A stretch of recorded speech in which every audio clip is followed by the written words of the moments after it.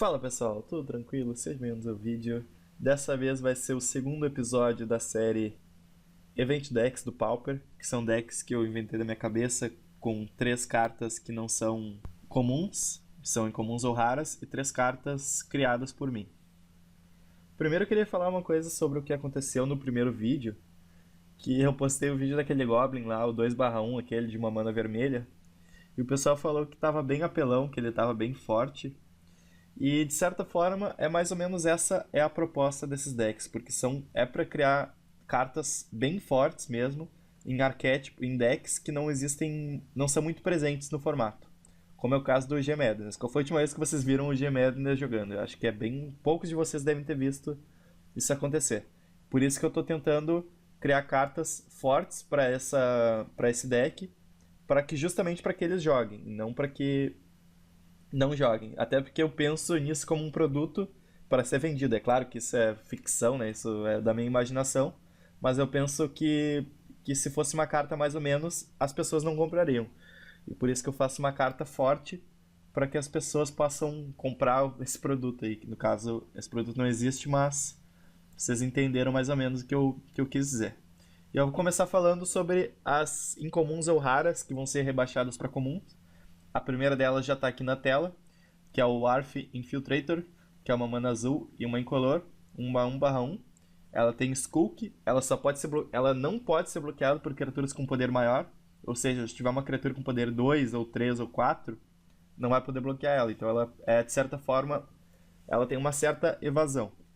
Não é uma evasão muito boa, né, mas beleza. E quando ela causa dano de combate num jogador, tu pode comprar uma carta. E se tu fizer isso, descarta uma carta. Então isso é um looting também, isso é bem forte. Mas ela tá aqui nesse deck por causa do terceiro efeito dela. Que é assim, toda vez que tu descarta um card de criatura, tu pode pagar duas genéricas, né? E tu faz uma ficha 3/2 de Eldrazi Horror. Então essa ficha ela tem um tamanho bem considerável, 3/2 é um tamanho bem considerável pro Pauper, porque pode atacar Augur of Bolas, por exemplo, e pagando 2, já que a maioria das cartas que tu vai descartar vão ser criaturas, e principalmente o Basking Root Walla, né, que tu vai pagar o custo de Madness dele que é 0, então tu vai ter muito mais manas disponíveis para poder pagar esse custo do Warf Infiltrator. Por isso que é uma carta que eu escolhi para ser uma das 3 rebaixadas para comum. A segunda carta é o Stitchwing Scab, que é 4 manas 3/1, ele tem voar, e se ele tiver no teu cemitério, tu pode pagar uma azul e uma qualquer, tu descarta 2 cartas, tu volta ele do cemitério pro campo virado. Então isso de certa forma é uma carta que ataca bem forte, né? É um bom atacante, 3 de poder com VAR é bem importante. E ele tem esse custo de voltar pro cemitério, então tem uma certa recursão contra decks com muitas emoções, né? Então ele pode ser bom para descartar terrenos e pode ser bom para descartar cartas com Madness. É mais ou menos essa a teoria por trás dessa carta. Então eu estou usando 2 cópias de Stitchwing Scab e 2 cópias de Warf Infiltrator também. E a última carta é uma carta que algumas pessoas gostariam de ver ela no Pauper, né? Que é o Roar of the Worm, Rugido do Vorme, que é um feitiço de 7 manas. É claro que essas 7 manas nunca vão ser pagas. O que vai ser pago normalmente é o Flashback, que é 4 manas, uma verde, 3 qualquer. E tu faz uma ficha 6/6, aliás, de Vorme. Então tu descarta, né, de alguma forma. E tu faz meio que uma ficha de graça, né, só pagando as 4 manas. E que é um tamanho muito considerável, pode bloquear Gromag Angler. E pode ficar muito mais ameaçador se tiver um Rancor equipado. Tem 2 Rancores aqui nesse deck. Mas enfim, essas são as 3 cartas. Eu também estou usando 2 cópias de Horror of the Worm nessa lista, né? E agora eu vou falar sobre as 3 cartas que eu criei. A primeira delas é o Scribe Apprentice, que é uma mana verde, uma 1/1, é uma fada. Eu fiz isso baseado naquela carta Scribe não sei o que tem proteção, voar e proteção azul, e tu volta um terreno pra mão e tu desvira uma criatura, uma coisa assim. E eu fiz essa carta meio que baseada nisso aí, como se ela fosse um aprendiz daquela carta lá. Então uma mana 1/1, né, como eu já falei, e tu pode descartar uma carta, e o Scribe Apprentice ganha voar e proteção contra azul até o final do turno. Essa proteção contra azul pode ser bem relevante, né, para bloquear um ninja, por exemplo, ou para bloquear uma fada, por exemplo. Então isso pode ser bom. E voar também pode ser muito interessante. Mas ela não tem voar, ela só tem voar se tu descartar. Então ela é uma forma de descartar cartas. E ela também tem Madness, que é uma mana azul e uma mana incolor, não, uma mana genérica. E quando ela entra no campo, pelo custo de Madness, no caso, tu volta uma criatura pra mão do controlador. Então tu pode voltar tanto uma criatura do oponente, tu pode fazer um. Tu pode, de certa forma, estar ganhando bastante tempo em relação ao teu oponente, ou tu pode voltar uma criatura tua, caso tu queira descartar de novo, um Baskin Rootwalla, por exemplo, ou tu quer fugir alguma criatura de uma remoção, então ela pode voltar uma criatura tua também. Então essa é a Scribe Apprentice, que é a primeira carta que eu criei desse deck aqui. A segunda carta é o Scribe Tactics, também nessa mesma pegada de ser baseado no Scribe, naquela carta lá que eu esqueci o nome, mas que é uma fada verde, que é uma instantânea por uma mana verde, que a criatura recebe mais um, voar até o final do turno, e tu desvira ela. Então isso é mais ou menos parecido com aquele efeito dela que tu desvira uma criatura. Então, mas é uma instantânea, né? Mas ela tem um Madness de zero.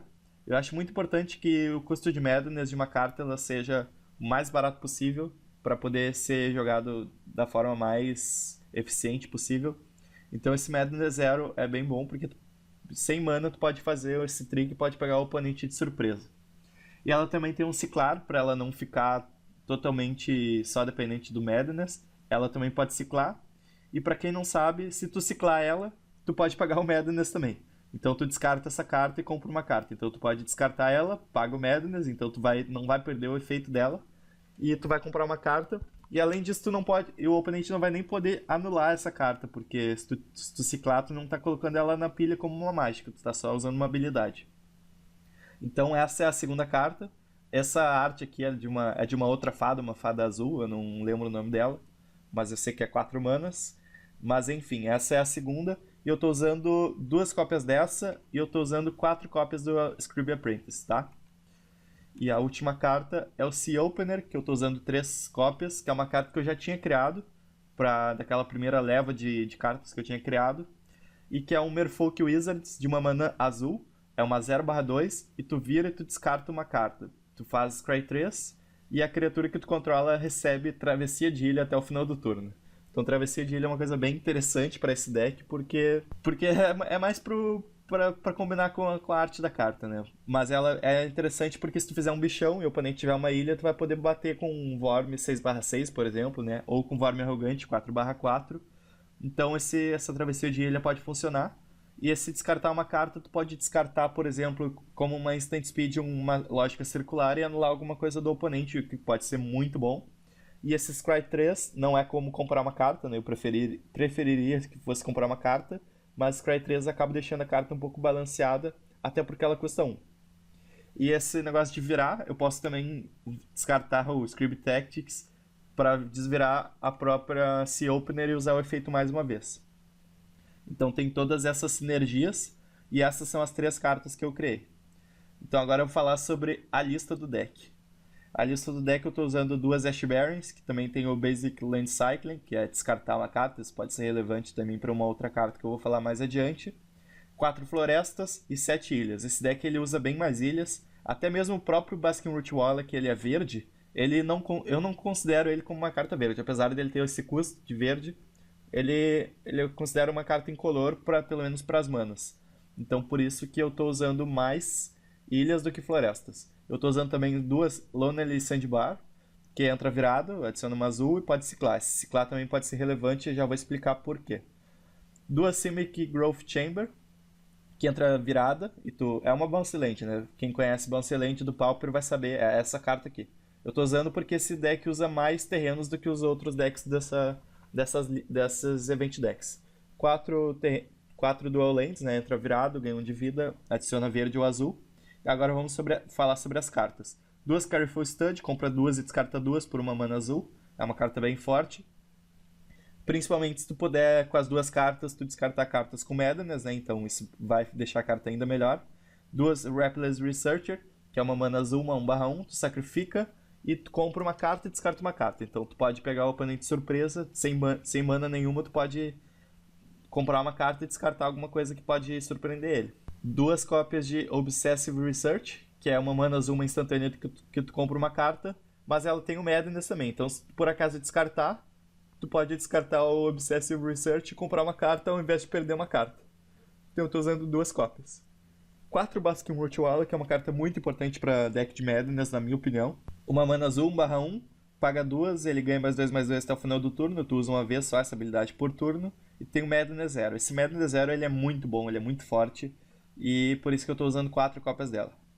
2 Sancores, que também é pra colocar alguma criatura pra ela ficar bem grande, tu dá mais 2/0 e atropelar. Ela também tem recursão, tu pode descartar o Rancor no late game caso tu precise, já que ele vai voltar pra tua mão.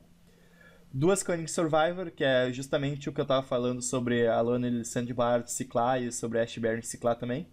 Talvez eu deveria usar 3 Cunning Survivor nesse deck, apesar de eu não ser muito fã da carta, mas é uma azul e uma qualquer.